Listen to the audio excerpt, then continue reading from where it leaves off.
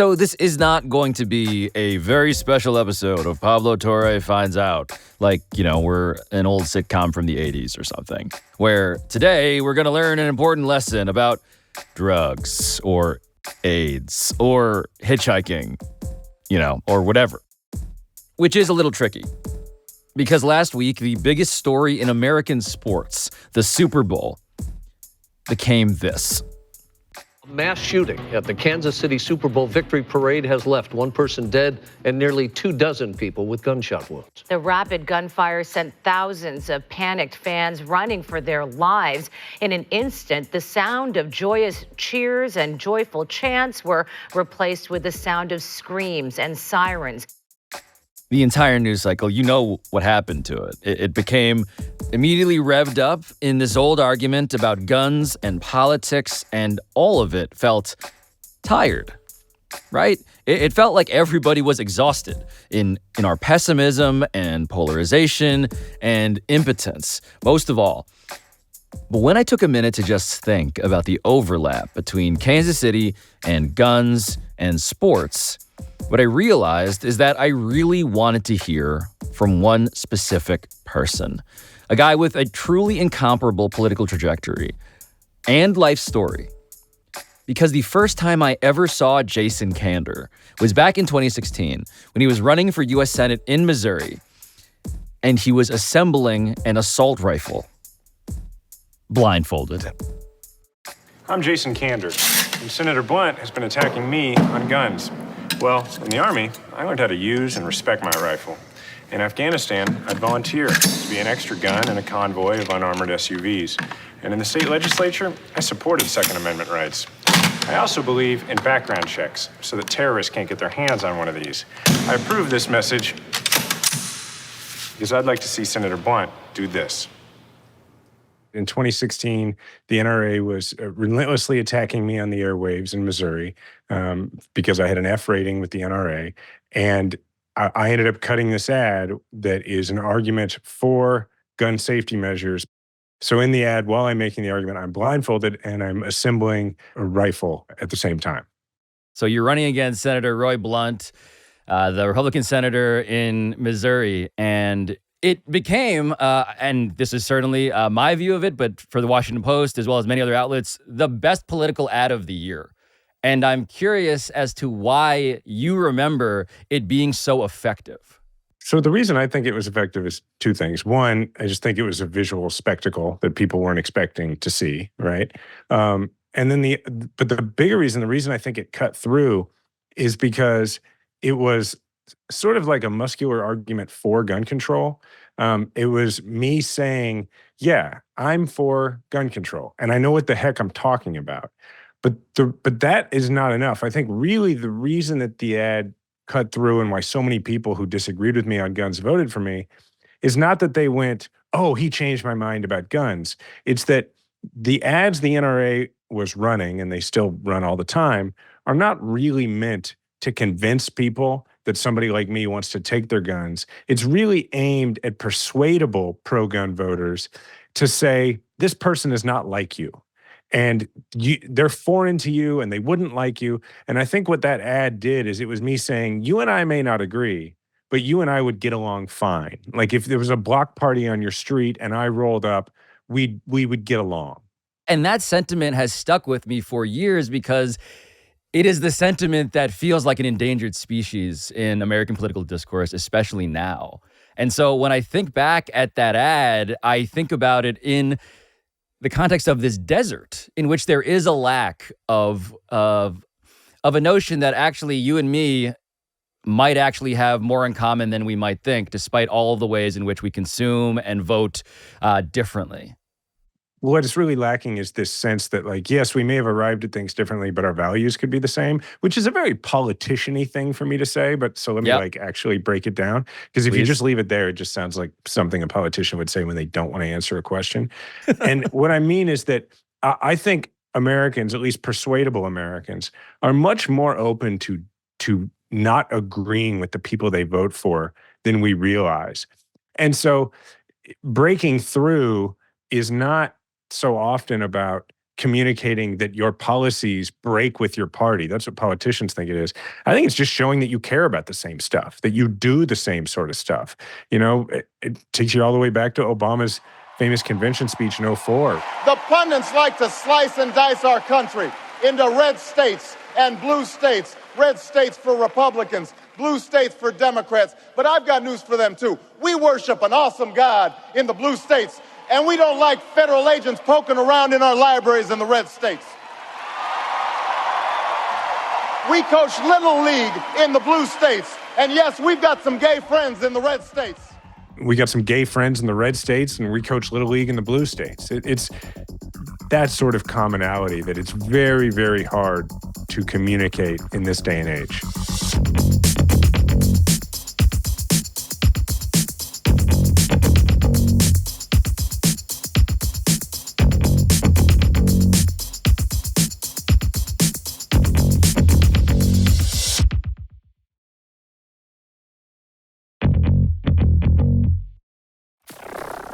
Tomorrow I'm going to start thinking about what we do to try and get back in the game. Not me, but what we as a generation do, because this is a generation that is capable of greatness, and it is a numerous generation, and it has a lot of work left to do.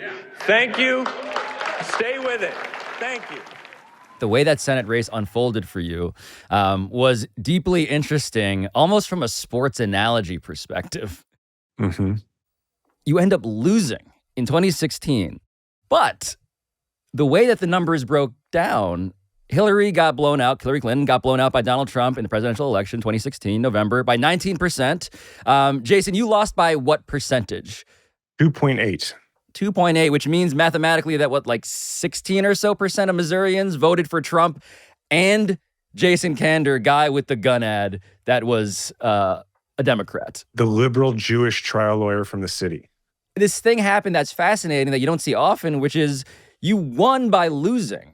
Yeah, which is something I really didn't expect. This is before that was a thing that happened in American politics. I was sort of like patient zero or whatever for that, because now there are people who are friends of mine who ran great races, and now we know them because of it. Stacey Abrams, Beto, people like that, and they're making a big difference in American politics. At this time, I thought it was like, to go way back, I thought it was like Howard Dean. I thought it was like you lose a race and then people are like, we've had enough. Thank you. You may exit stage right. And we go to South Dakota and Oregon and Washington and Michigan. And then we're going to Washington, D.C. to take back the White House. Ah! You're fist pumping into oblivion at that point. You were naming states, fist pumping, and then you're gone forever was the impression you had. That's how it worked. It wasn't like a baseball season. You don't just say, we'll get them next year, right? So it was a big surprise to me when people seemed to want to hear more from me. The analogy that I generally use for it is that coming out from under 2016 and having people reach out and say no, we think maybe you're the guy, was like emerging from the bunker after nuclear annihilation, and you're obviously despondent about the nuclear annihilation, and then you take some solace in the fact that your fellow survivors look at you and say, we think maybe you're in charge? It's not just some of the other survivors as if they're just faceless people. In January of 2017, Barack Obama is giving his last interview as president. He's in the Oval Office. He's talking to the Pod Save America guys. And he is asked about who gives him hope for the future. And the very first name he mentions, my guy in Missouri, Kander, who lost, but seems extraordinarily talented, seems like a sharp guy, and I hope that he gets back on the horse. But then by the winter of 17, getting close to January of 18, his team reaches out and they're like, no, for real, he wants to sit down with you, so you need to get out here. So I came out to D.C. and met with him in his private office. Yeah, and the thing that you took away from that meeting, and I encourage you here to be, as blunt as your emotions maybe were at the time, your takeaway was what? My takeaway was that he thinks I could do it. It wasn't like, you're my only guy. It wasn't like that. But it was like, hey, you're for real, and I think you're for real, and I want you to be in the mix for this. And you're heading into, at this point, I'm just getting the political calendar in front of me, correct? Yeah, it's taking us to April 2018. It's Nashua, New Hampshire. And your moment as a political speechmaker, this thing that you had been distinguished by and training for, describe what that moment in New Hampshire was for people who aren't fluent in politics. That was the zenith of my political career. We will not let them roll back the progress that President Obama and so many people before him made. We won't let it happen because we're patriots and because we understand that patriotism is not about making everybody stand and salute the flag. Patriotism is about making this a country where everybody wants to. And we can be that country again. And in January of 2021, when we get a new president, we will be. Thank you. Thank you, New Hampshire. Thank you. So it was very clearly this is the audition. Like if you nail, I mean, it was on national television, if you count C-SPAN Road to the White House as national television. I mean, it was one of those things. It was the speech where legally you're not yet allowed to say, and that's why I'm running for president, but you say everything else, and it's your audition. And it went very well. And it was very clear that it went very well.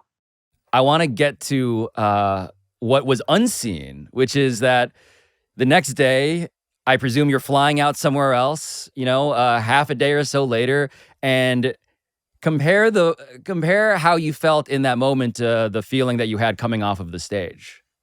For a little context, what we've kind of been dancing around here is that, I served in Afghanistan 06, 07 as an Army intelligence officer, and I came home with symptoms of post-traumatic stress, but I didn't acknowledge them to myself. And had I treated them when I initially started to detect them, I think it would have gone very differently. But I neglected them. I denied that they were there. And over the course of the 10 years that followed, it just got worse and worse and worse to the point where I really went about a decade without a good night's sleep. I had a lot of shame and a lot of guilt. And I did not think very highly of myself as a person, even though I thought extremely highly of myself as a politician and as a performer, so to speak. Yeah. And what I was doing, I don't really think I understood this at all at the time, is I was self-medicating using the substance that was most available to me, which was adrenaline and attention and my career. And so I was giving these speeches like pretty much every day, doing performances, media interviews, whatever. And that would bridge me to the next day, because as long as I wasn't in my own mind, then I could avoid the, disruptive thoughts and the dark thoughts that I was having. And so the bigger the speech and the bigger the moment, the longer that endorphin ride would last and the better I would feel. And so when this happened and it was like, hey, we are heading to the top of the mountain, it was, to me, like I should be good for a while, right? Because usually a really great performance might last me like a week. And instead, by the time my ass hit the seat on the plane at the Manchester airport in New Hampshire, I felt as empty as I had the day after the election in 2016. And that was really the first time that internally I started to acknowledge to myself, this might be a lot more serious than I have given it credit for. So just to say it very clearly, so you had embarked on a presidential campaign while having an untreated mental injury. Yeah. Which is a hell of a your story, standard story Jason. of a psychological disorder that you keep secret while you're running for president, including secret from yourself. The symptoms you were dealing with, Jason. What were the symptoms as you were sort of sussing out in your own brain, what do I have here? I'd been having these violent nightmares, which had become night terrors, which if anybody's interested, you could look up the difference. They just suck a lot more. And then these feelings of shame and guilt and also feeling like my brain hadn't really processed the idea ever that I was home and safe. So, I couldn't really sit in a restaurant if I couldn't see the door. When I had been Secretary of State, my staff, because they didn't know me before I went to Afghanistan, they just understood, well, the boss doesn't like it when people sit behind him in a meeting. People just had gotten used to these things around me. And so I was having all these symptoms, hypervigilance, meaning I felt like I was in danger all the time, and just stress. I mean, that's why they call it post-traumatic stress. And so the acknowledgement to yourself that this is PTSD, that post-traumatic stress disorder is your is going to be your story too. How does that finally sink in with you? The first thing I realized was I didn't think that I had it in me to make it, the distance in a presidential campaign. And I just mean like physically. I was exhausted. I mean, I really, because of nightmares that I had, PTSD nightmares, I just had gone 10 years without sleeping and it was getting worse. And I was getting depressed, which, if you have PTSD and then you have really bad nightmares for 10 years and you don't sleep, you're going to get depressed. And that's what was happening. And so when I kind of came to the conclusion that I maybe couldn't do it, I raised that to my campaign manager and one of my best friends, Abe Rakove, and he was sort of ready with a idea. He just sort of threw out there, not expecting me to jump at, which was, well, you could just quit running all over the country and you could run for mayor of Kansas City, which I'm a 5th generation Kansas Citian. I love my hometown. And that immediately felt like somebody had thrown me like a life preserver. And I was like, that's what I need to do. And so the campaign for mayor was 99 days long. And it was, of all the campaigns I'd ever been in, it was the only one I'd ever entered as the front runner. I mean, it was like, it Right. should have been so much fun, Pablo. Like I was running for mayor of Kansas City, and within a week of announcing, I was on Seth Meyers. Like, I'm seeing a lady in a few days who has a possum problem. Like, I'm going to go walk around. We're going to look at that. It's important. You're going to look at the possum problem? Absolutely. We got to try and fix it. I mean, like, I government thought is about trying to politicians solve people's had the problems. most boring lives. That sounds kick-ass. Come with me. I'm down. While this was going on, I was getting worse and worse. And now I was getting worse faster, to the point where I was starting to have more frequent suicidal ideation. And that finally scared me a lot.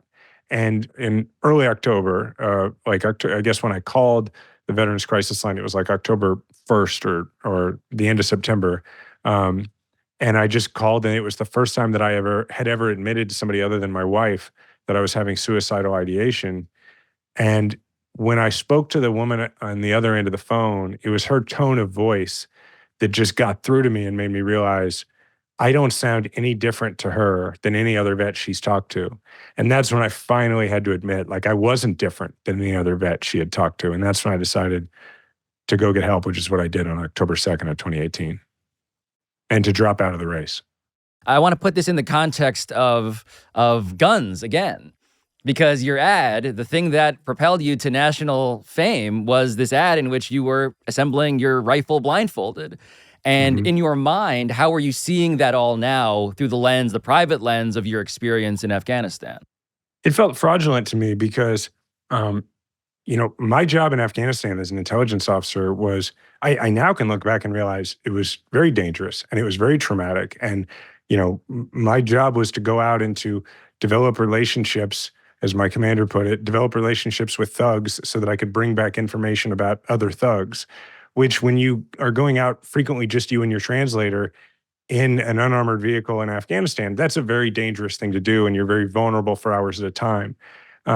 But I never had to fire my weapon because my job was different. My job was to go out and, thankfully, successfully do everything I could to avoid being kidnapped.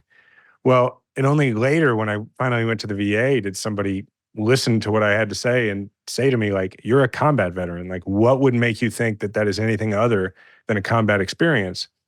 Well, because to me, again, like, I had grown up on Black Hawk Down and, and all this stuff. And like, to me, that's combat. And anything short of that didn't count.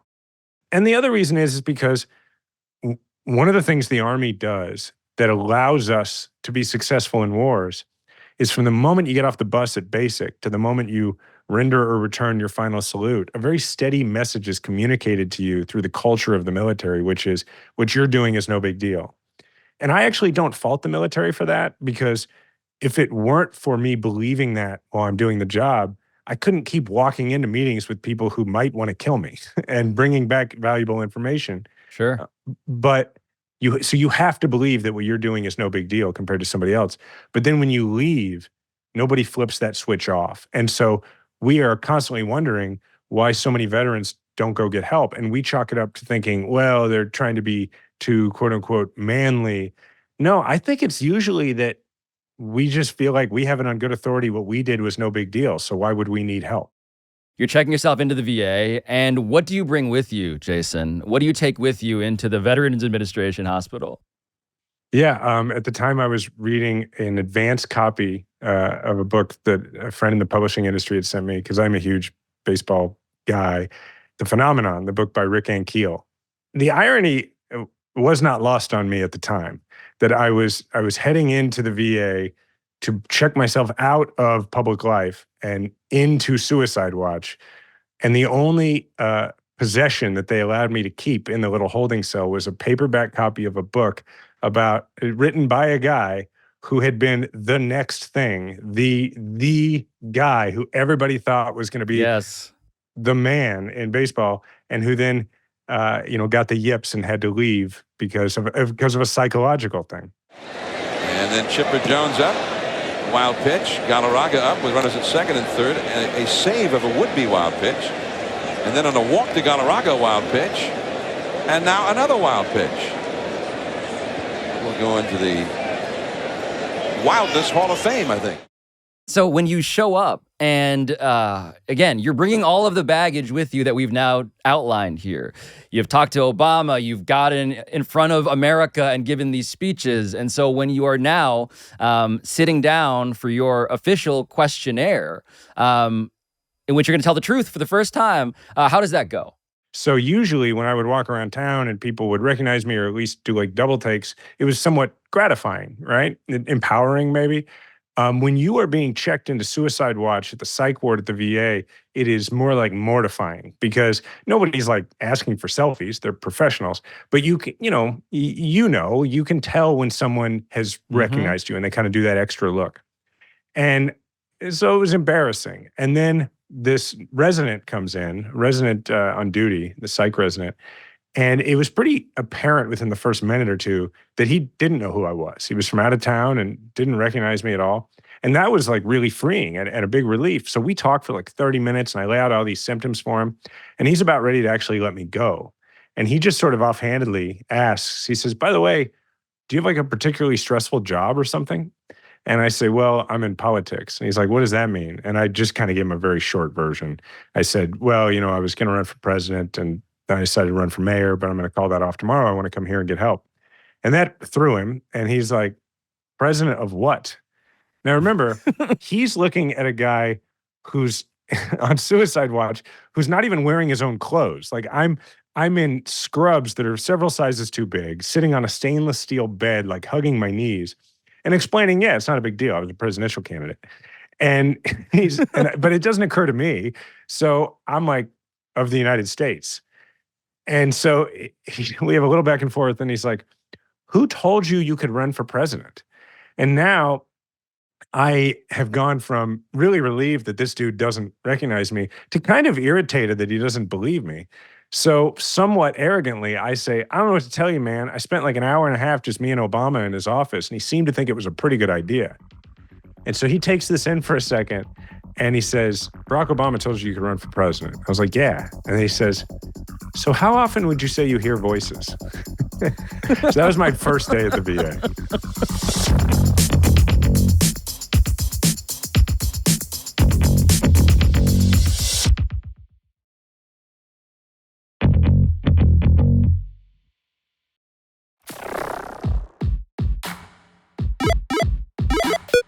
So now it's hopefully clear to you how Jason Kander has had a trajectory pretty much unlike anyone else in American politics. He is 42 now, by the way. He is still a baby in politician years. And I should mention that when he taped that viral gun ad, which was 8 years ago now, he was Missouri Secretary of State, the youngest statewide elected official in America, which he covers in a really good book that he wrote about his family and his recovery, titled Invisible Storm. And if you read that, or if you just talk to Jason, what becomes clear, too, is that he is very different from me, at least, in a very significant way. Because Jason Kander is a gun guy. He still is. Which is why what I wanted to find out here today is what he specifically sees as a realistic, optimistic way forward without any political spin or bullshit on what I consider to be a uniquely American problem. My relationship to guns start as a kid. My dad was a cop here in Kansas City, so I grew up, we would go shoot pistols. I never really went hunting. Most people around here, they grew up hunting. I didn't. I grew up shooting pistols with my dad, and my dad taught me how to handle a gun, and he taught me those things and how to respect it. And so it was a cultural, and plus, like, everybody I knew, their dads owned like a rifle and they went hunting and all that. So it's part of the culture here. And then I went into the military, and I learned, as I said in that ad, how to respect my rifle, how to show the proper respect for it as a tool. And so my perspective often on this, when I look at things like assault weapons, for instance, is that is a tool that's meant for a specific thing. I'm not going to get into a whole thing where I lecture whoever's listening about it's a weapon of war and all that. I've done that plenty, and I still feel that way. But I also, I work at a place where, as you mentioned, I work at a national organization focused on veterans. So I work with a lot of fellow combat vets, and I live here and work here in Kansas City. So there's all sorts of political views among the leadership of the place where I work, and a lot of them are very pro-gun. I mean, there's an AR-15 hanging on the wall at the place where I work. And so when I look at the debate as it exists right now in this country over guns, what I see is a very successful effort by gun makers to pit people like yourself who have a view that is the same view I have about gun policy, but who don't have a familiarity with guns, against my neighbors. And that's the divide that works politically. If they can make my neighbor, who I know owns guns, and is an enthusiast a bit, if they can make him feel like you are out to get him and that you and he have nothing in common, well, then they have divided and conquered.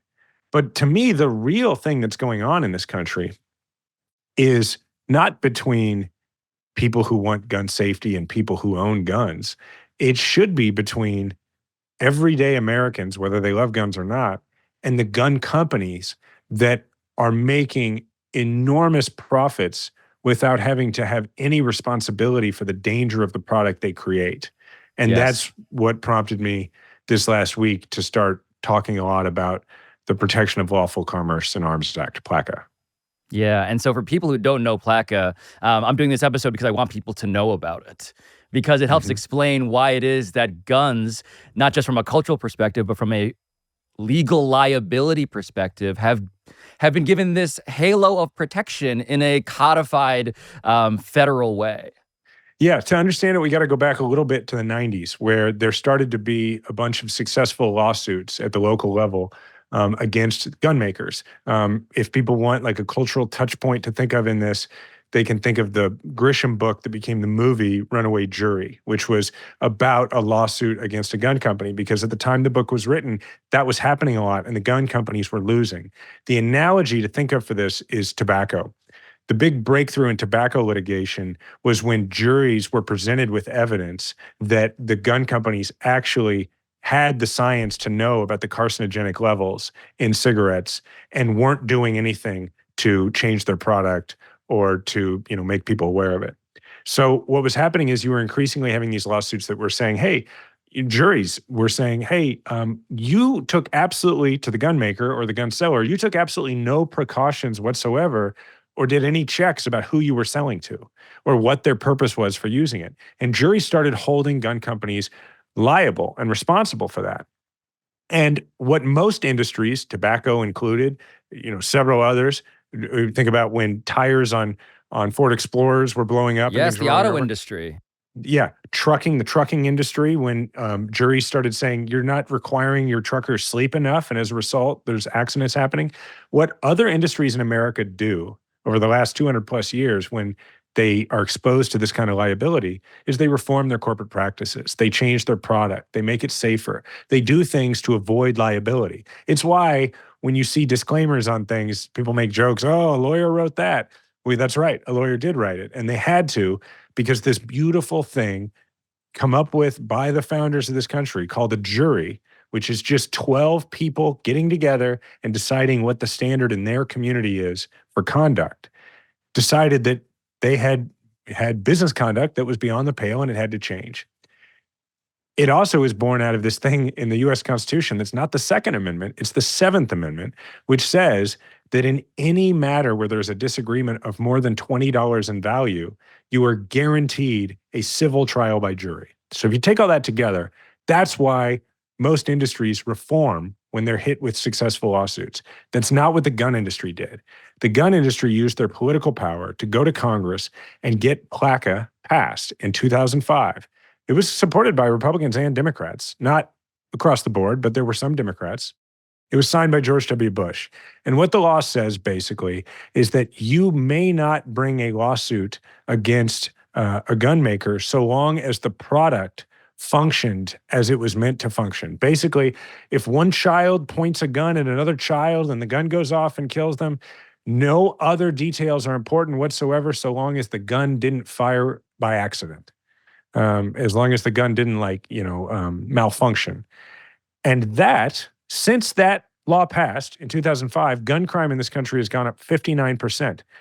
And we debate all the time background checks and a gun registry. And we ask ourselves, why won't they make smart guns required? And for those who don't know, smart guns is technology that exists, much like the tobacco companies knew the science about how carcinogenic cigarettes were and how addictive nicotine was.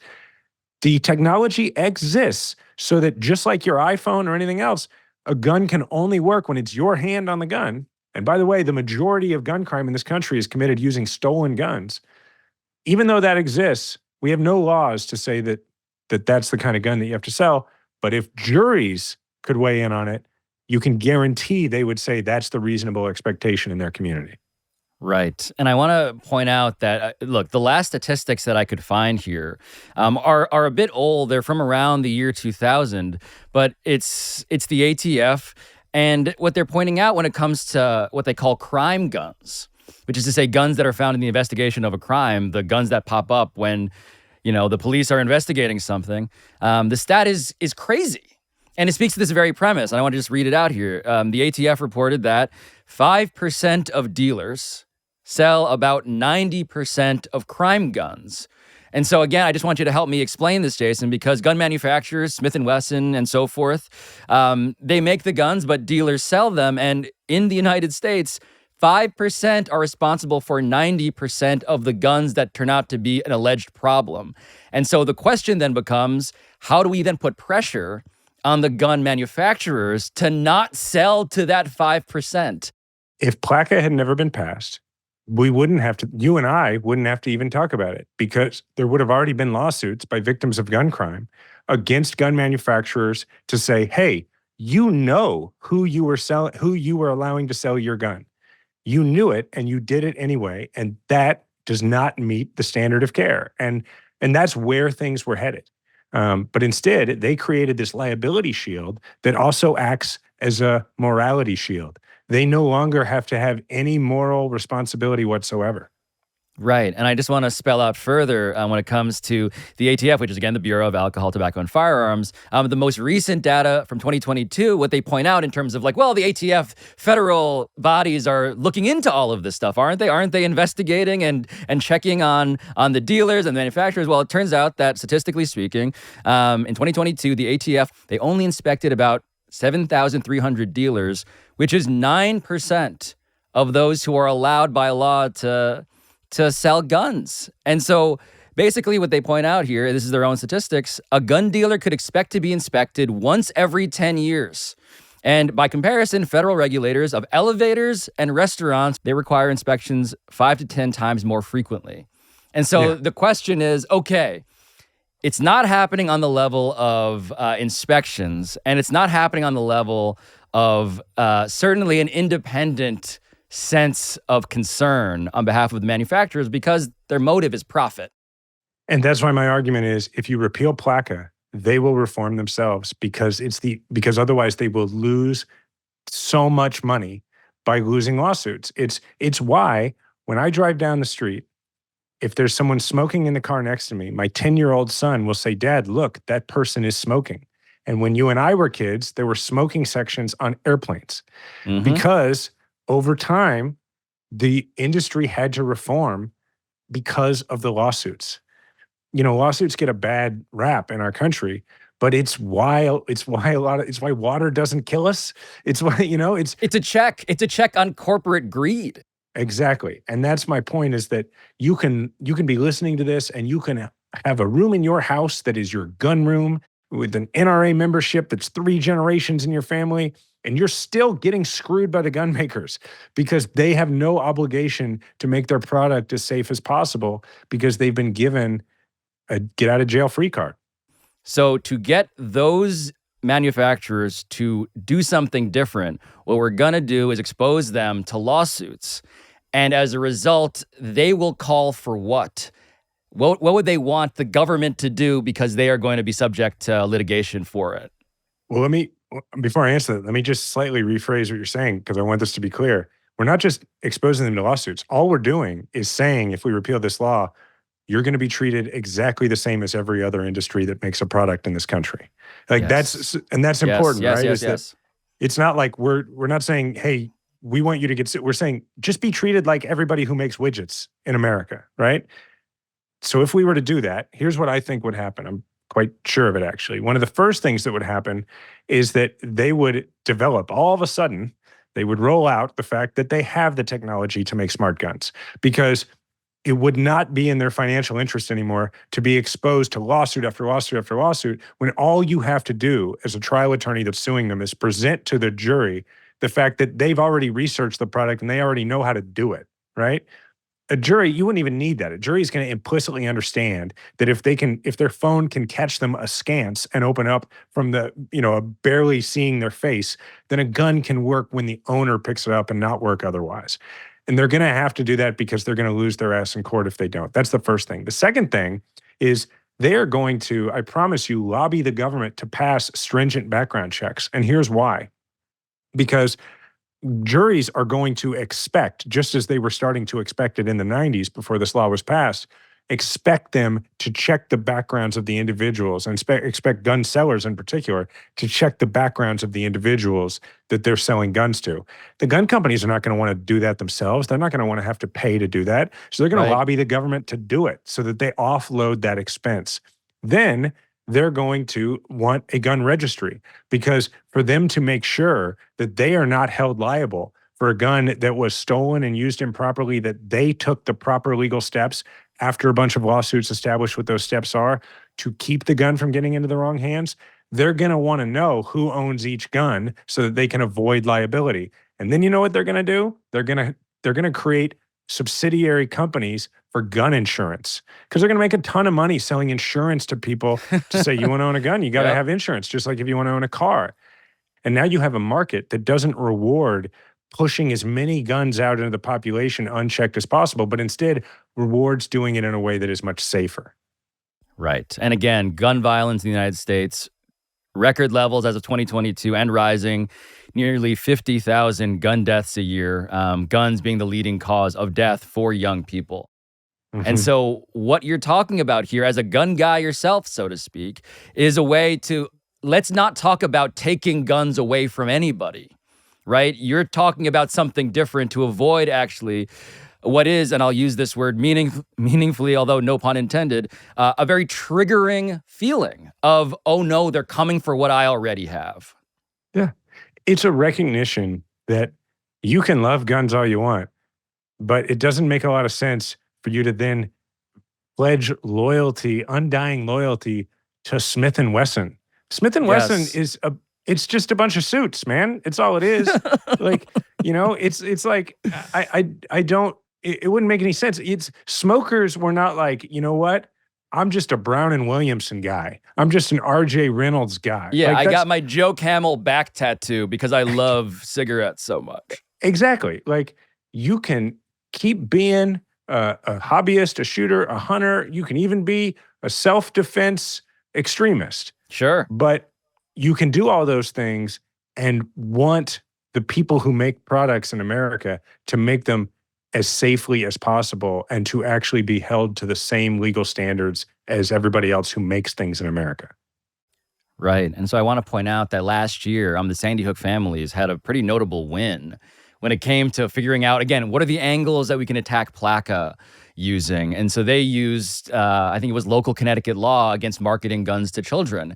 And that was due to, again, complicated legalese that I won't sort of explain in full here. That was a way to get to PLACA. Like, oh, there was also a conflict with local law. And so that was a win in Connecticut. It's important to note, though, right, that because it was a state law and therefore a state lawsuit, it also, to some degree, mitigates the amount of damage that can be sustained by the gun maker as a result, as opposed to a lawsuit that can have federal reach, right? And there are 30 states with their own version of PLACA. So Giffords, among other things, is working to repeal as many of those state-level laws as possible.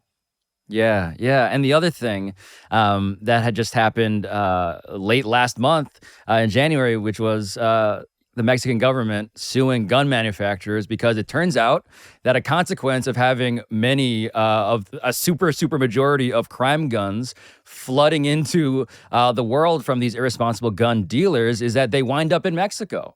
And that they end up fueling the drug trade. And a lot of again, it's just, of course, the thing that many people on the other side of this issue are complaining about otherwise, cartels and violence. It's happening because of the very thing we are talking about here. How do you put clamps on the irresponsibility of gun dealers? And so the Mexican government sued the gun manufacturers in the United States, and they just won an appeals court victory that said, actually, that can proceed because PLACA does not apply the same way to the Mexican government as it does, of course, in the United States and its citizenry and businesses. I think it's really important to point out that for all the talk we have in this country about all the things that are coming across the border, fentanyl and everything else, what the Mexican government is saying is, hey, man, we have like real gun control here. And like the people who have guns here, for the most part, absent your laws in the United States, would just be like law enforcement and the military. But now the cartels are getting tons of guns because they're coming across the border the other way because of the loose gun laws in the United States and because the gun makers are selling knowing that they're selling to sellers who are going to the cartels. Right. And so how do you, again, create a responsibility or a worry? You kill PLACA and some of that stuff might actually follow. Let's point out that the result of that is likely to be that a lot of gun makers are going to say it's not worth it. And they're going to hopefully, this is what the Mexican government's wanting to do. They're going to stop selling to the gun sellers who are selling to the cartels. That's why the Mexican government is doing it. And that's the point.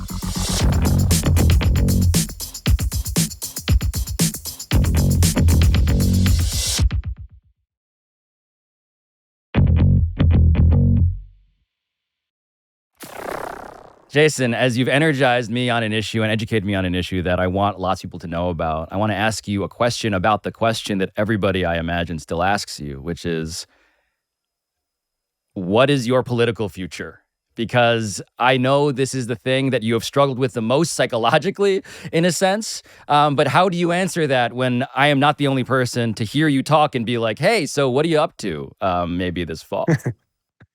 Well, first of all, it's genuinely flattering that people ask. I spent a large part of my life really wanting people to ask. I'm not in that part of my life anymore, but I try and acknowledge that that's still a nice thing. Look, the way I always phrase this, it's not careful politically, it's careful from the standpoint of there are people listening who I want them to understand something about mental health. I want to be clear. The reason I'm not running for office is not because I don't think my mental health can take it. I'm in a post-traumatic growth phase of my life, and if I wanted to run for president and function as president, I could absolutely do that. I don't say that to preserve the opportunity to run for president later. I say it because there's somebody listening right now or watching right now who is going to have a combat veteran or some other sufferer of PTSD come in for an interview, and they're going to wonder, well, can they really do the job? And I just want them to hear me say, I have PTSD and I could be president. And I think I could be pretty good at it, so that I want to lay that marker down.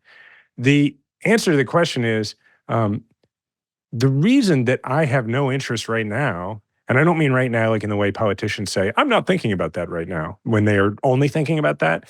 Yes. I mean, I have no interest in that right now for a few reasons. One, I am really mentally healthy now, and I'm able to enjoy my family. And I have a 10-year-old and a 3-year-old, and I'm enjoying that a lot. And the other thing is, I just don't know why I would, because in the last few years since I dropped out of public life, I have been able to build villages of tiny houses around the country for homeless veterans and been able to help be a part through Veterans Community Project. People can go to vcp.org to find out more of actually trying to bring a lot of my fellow vets home. And I know I'm making a difference in their life.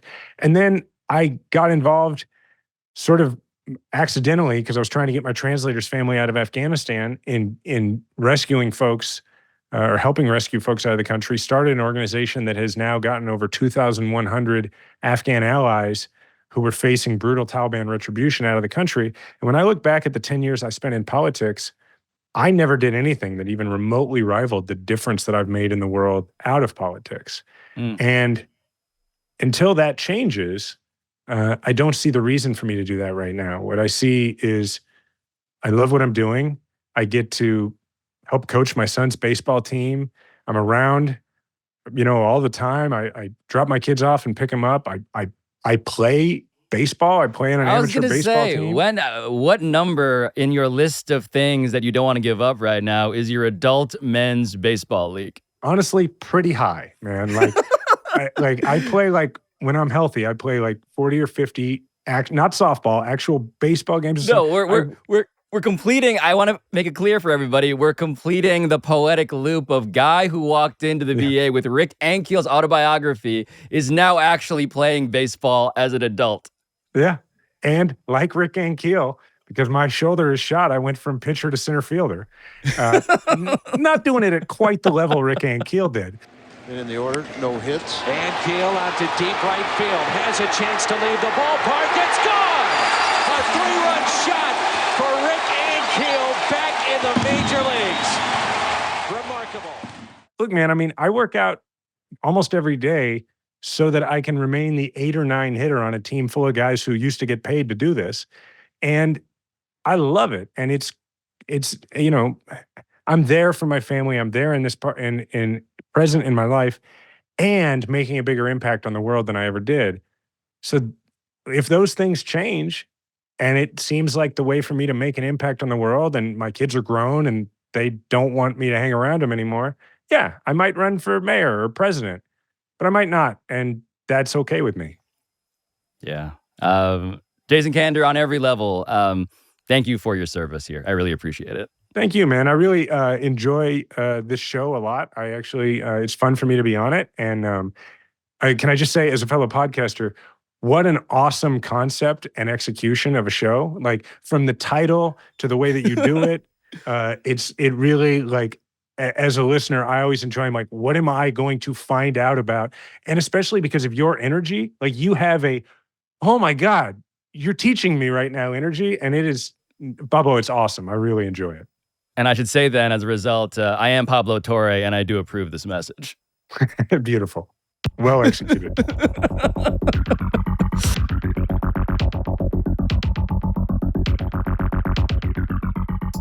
But I do need to thank my campaign staff, because it does take a village to run Pablo Torre Finds Out. And that village is full of people like Michael Antonucci, Ryan Cortez, Sam Daywig, Juan Galindo, Patrick Kim, Neely Lohman, Rachel Miller-Howard, Ethan Schreier, Carl Scott, Matt Sullivan, Chris Tuminello, and Juliet Warren. Our studio engineering is by RG Systems. Our post-production by NGW Post. Our theme song is from John Bravo, as always. And next Tuesday, a very different discovery. This has been Pablo Torre Finds Out, a Meadowlark Media production, and I'll talk to you next time.